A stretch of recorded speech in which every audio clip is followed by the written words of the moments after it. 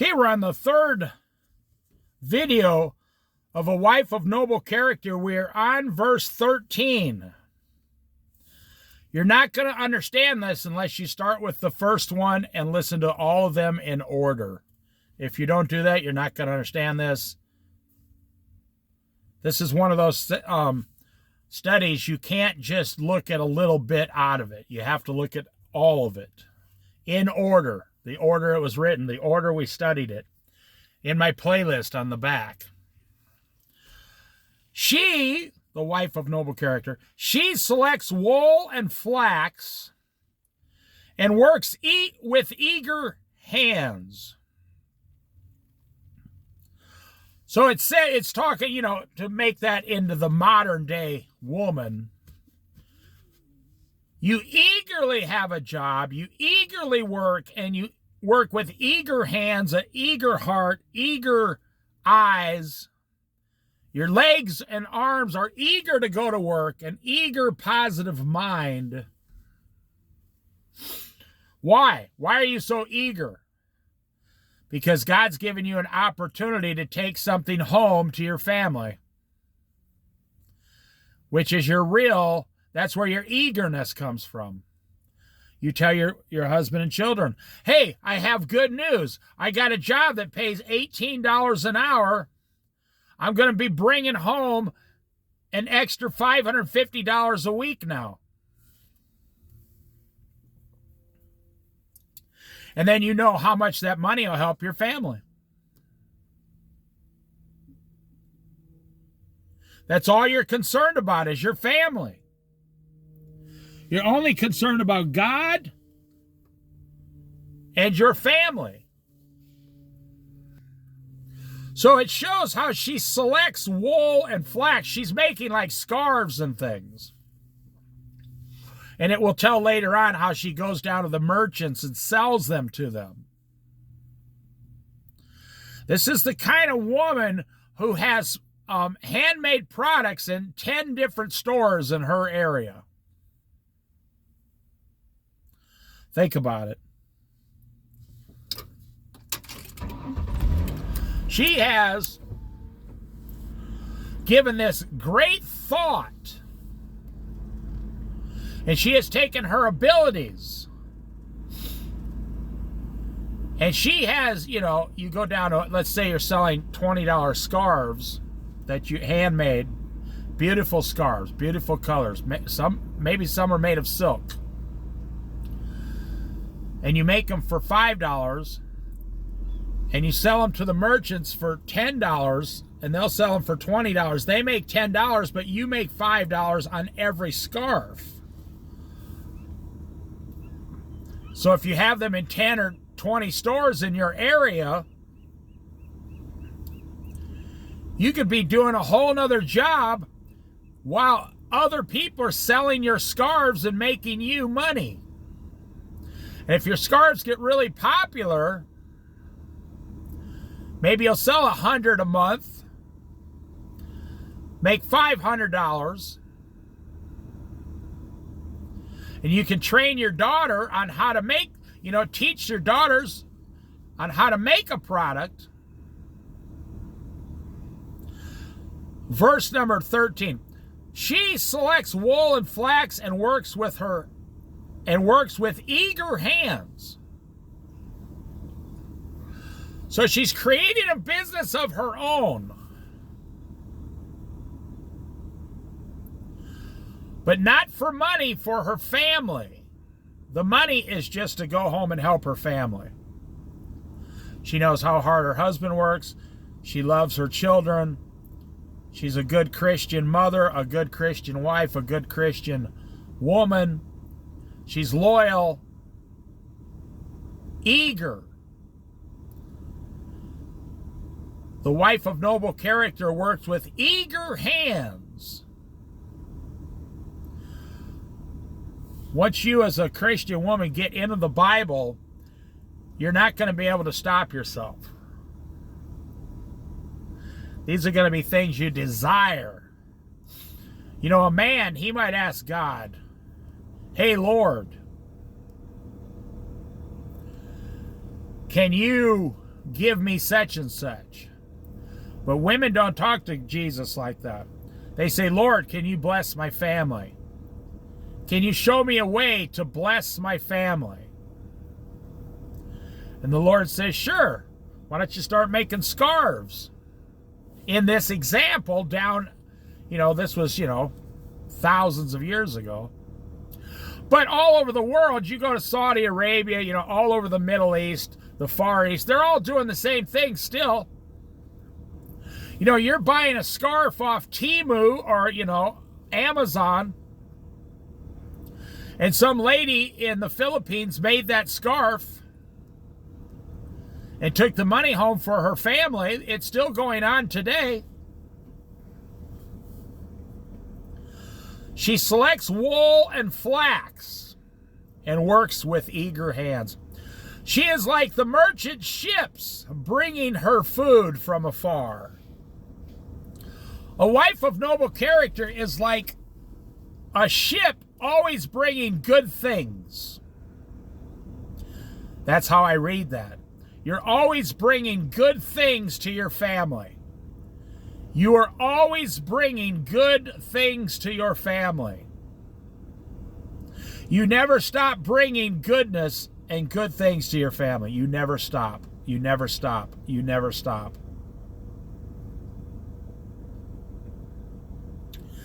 She gets up while it is still night. She provides food for her family and portions for her female servants. Now, here's what God's telling you as a wife of noble character. You get up before your family gets up.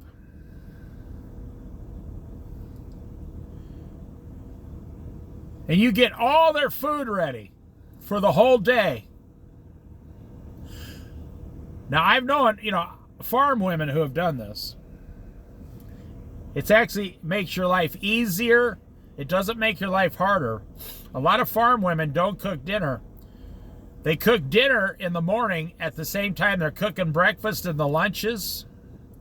They do all their cooking in an hour. They're just really good at it. In 1 hour, they cook. They make all the lunches for their children and their husband. They make a breakfast.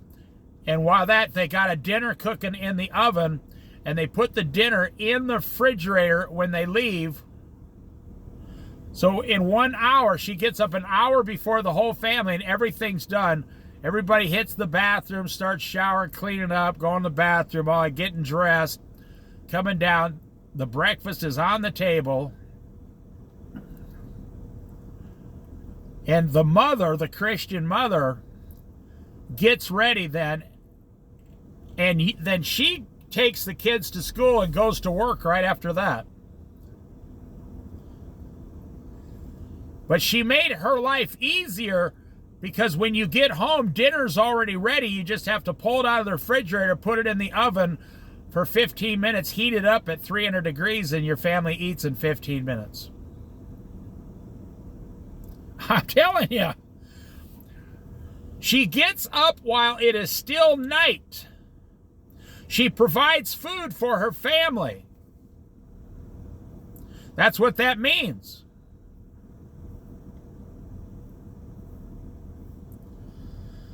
Now, women say, that's not possible. I can't do that. No, you can actually. You pull out 3 pans. Well, you pull out 2 pans. You start breakfast in one. You throw the other one, the chicken or whatever you're going to have, noodles for the night, and you throw it in the oven. And then you bring out, whatever lunch boxes you have, and you make your husband's lunch and your children lunch. You put the lids on, then breakfast is done. While breakfast is cooking, you make the lunch. It's just like working in a restaurant. You can serve 150 meals a day in a restaurant. So once you get it set up, and your husband will say, I don't know how you do it, honey, you're so amazing. But it's not hard. You go to work. If you worked in a restaurant or a cashier or a department store, you'd have to do 3 or 4 things in 1 hour. Well, that's what you're doing here. And when your family's ready, or if you want some quiet time, the woman, she can shower way in advance. And then if you're real smart as a Christian woman, after dinner, you tell your children, okay, wash the dishes, vacuum the house, and then you can go do whatever you want to do. Wash the dishes, vacuum the house, take out the garbage, and then you're free to do whatever you want to do. And your children will say, oh, man. And then, oh, yeah, take a whole half hour to wash the dishes, then the other child a half hour to vacuum and take out the garbage. But then they're free. Everybody has chores. And I believe in giving them an allowance. Now, this must have been a woman of some money. She provides portions for her female servants. So she has to get up and provide portions for all her female servants in her household. You're probably not super rich today and you don't have servants in your household, but maybe you have a gardener coming over, a lawn care guy. Maybe you have a housekeeper that comes over once a week. You don't have to be rich for those things today. Maybe you have these types of things. Or if your mother's coming, maybe your sister's living with you. Whatever it is. If you get a system like here, the wife of noble character, you get a system. Listen, ladies, listen to what I'm saying. Forget about your family for a second and listen to what I'm saying. Hear this. This will make your life easier. Your personal life. How many women you work with, they got to go find dinner. They're running around the stores, everything. You don't have to go to the store. You say, oh, I always have dinner ready. It's sitting in the refrigerator. I put it in the oven. 15 minutes while everybody's cleaning it up and we're done. And then my kids choose who wants to do the dishes and who wants to do the vacuum and take out the garbage. It's just like training employees at work. It's easy. So you see, that's your incentive, eagerness towards your family because of God's love and the things he gave you to be. You know, you may not realize this, but as a Christian wife, you're in charge of that household.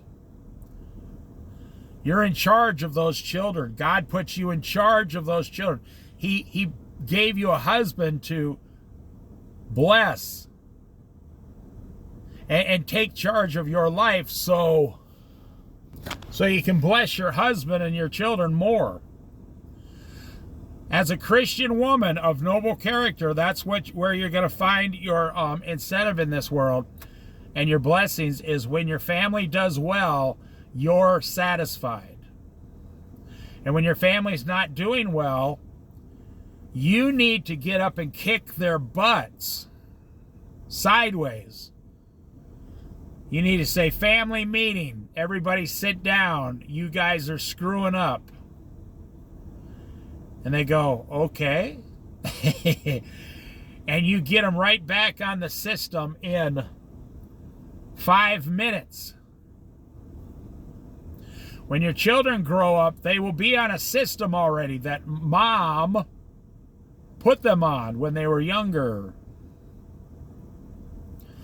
She gets up while it is still night. Well, that means really today's time.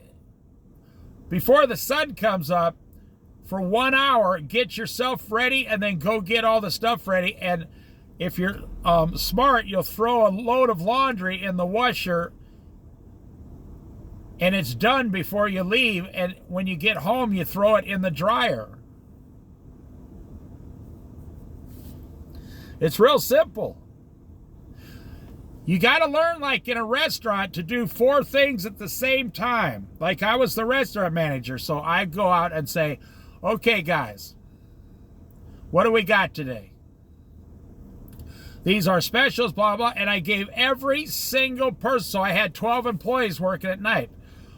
So I would give 12 cleaning jobs that night before they left, besides the regular cleaning. And I would put the jobs on a list. And when they came in, as soon as they punched in, they'd put their initials next to one of the things on the list. And so while I was doing the restaurant managing, I had 12 people doing side jobs that all at the same time. I was getting 12 things done at one time. Some people would do their cleaning right away. Some people would do it during their shift. And it was small stuff. Like these 3 machines here, I want, clean them spotless. Thank you. And then they would fight over who, it was like children, but you punch in, whatever job wasn't taken, you try to take the easiest job, obviously. And boom. It was real simple. And if it was a little slower, I would go do 1 or 2 of their jobs. And I would cross it off and say, hey, so I did your cleaning tonight. They go, wow, thank you. And I would take turns doing a different person's each night. So I was cleaning also.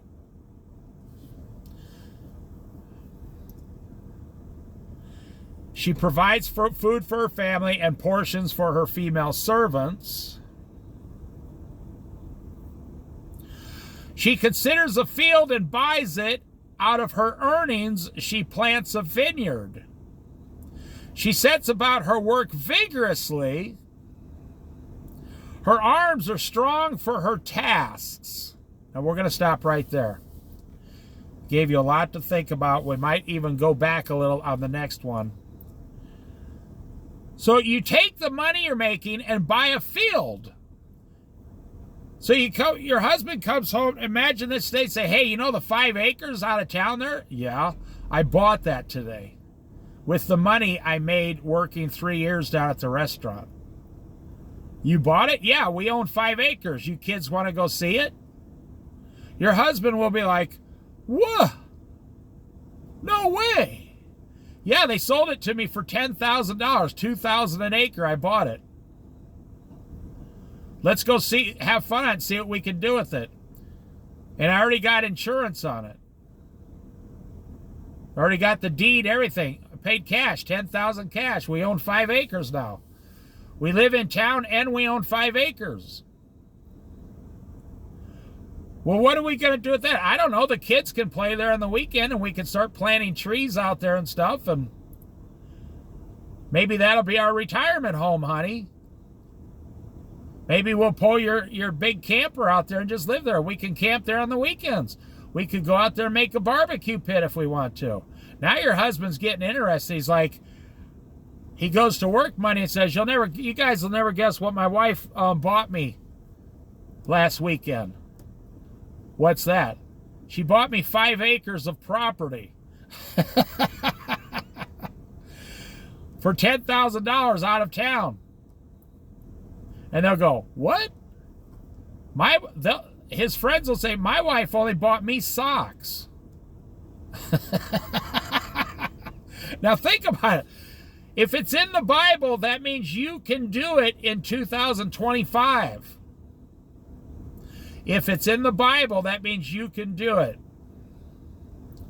My dad came home one day and said, I bought 5 acres out of town. And my mom said, really? So he took us out, and the 5 acres next to it was for sale too. He went down to the bank and he said, I'll take the other 5 acres too. And they rolled the payments in together. There was no house, there nothing there. So I'm not just speaking out of fantasies here. My parents did this when I was 8 years old. That's how we went to go live in the country, because my dad was born and raised in the country, so it was no big deal for him to go pick up 10 acres and start working. She considers a field and buys it. Doesn't say the man buys the field. It said she, the wife of noble character, the Christian woman, the Christian mother. She goes and buys the field out of her earnings and plants a vineyard. So now guess what happens when you have a vineyard, ladies? You become rich. You don't have to make wine. You can sell the grapes. So you pay $10,000 for the field. Guess what? The grapes are going to make you $10,000 a year now. Every year with work, which your kids and husband will help you, you could put apple trees out there and get $10,000 a year in apples. You could call it the so-and-so apple cider farm. You could plant pumpkins out there. You got to keep the deer away from them, but you could plant pumpkins out there and make $10,000 in pumpkins every year, selling the pumpkins. So you pay $10,000 for these, anything from 5 to 10 acres or 5 acres. You paid $10,000, and now you're getting 100% return every year. That's why you never see in the Bible where the Lord says, take your money and put it in the stock market. You never, ever see that. Even though we have Christian financial people say, put it in the stock market. No, it never says put it in the stock market and leave it to do nothing. It did say once you could have put it on interest with the bankers and got interest, but that was kind of just like a lame example of a lazy man doing that. It says put it in land, vineyard, crops, goats. Start a goat cheese farm. And it's saying, so as a wife of noble character, when you're working, you have to save your money. You have to live on your husband's salary, save all your money, and then go buy a field and start making 100% profit. That's why I say, people are like, they're so excited when they get 10% profit. They get 10% profit from the stock market. They're so excited. You could be making 100% profit every year from a 5-acre field. You could be making, you paid $10,000, you could get $10,000 out of that 5 acres every single year. So now your husband's working, now you're working, now you get an extra $10,000 cash a year like a bonus.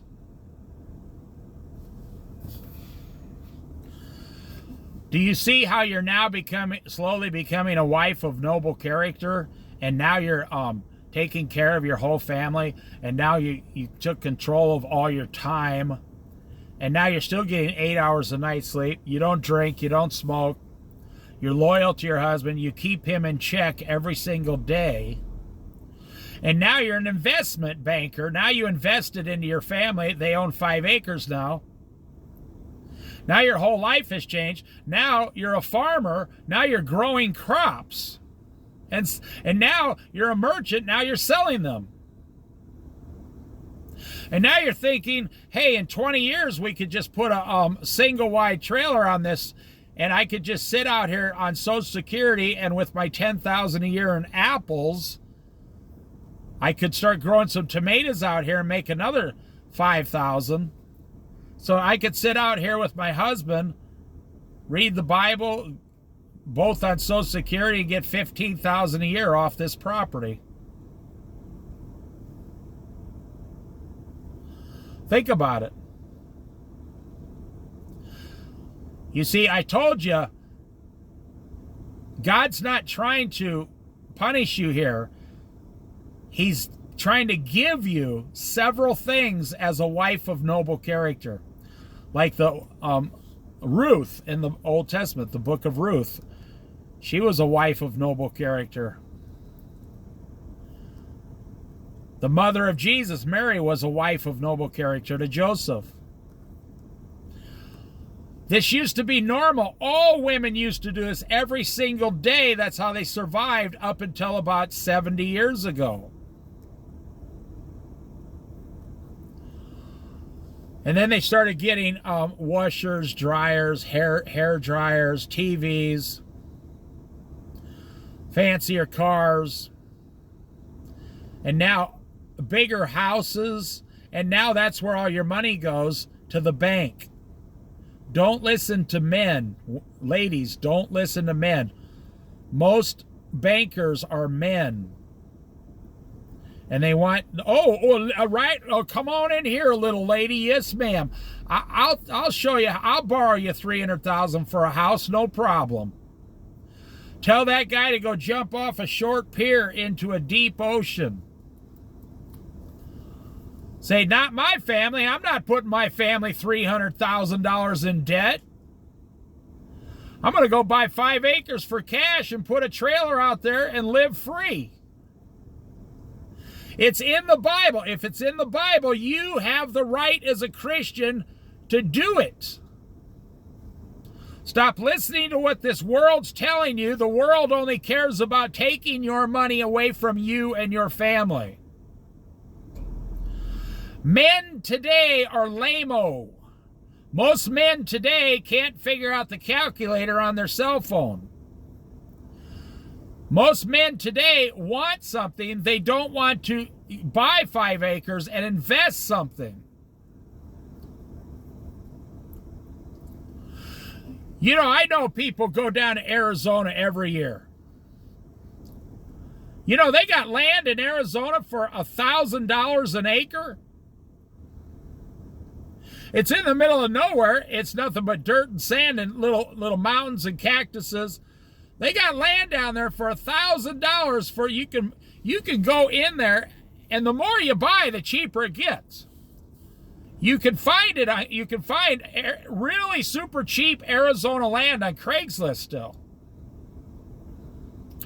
You can get it up by the north of Phoenix, up by the Utah border.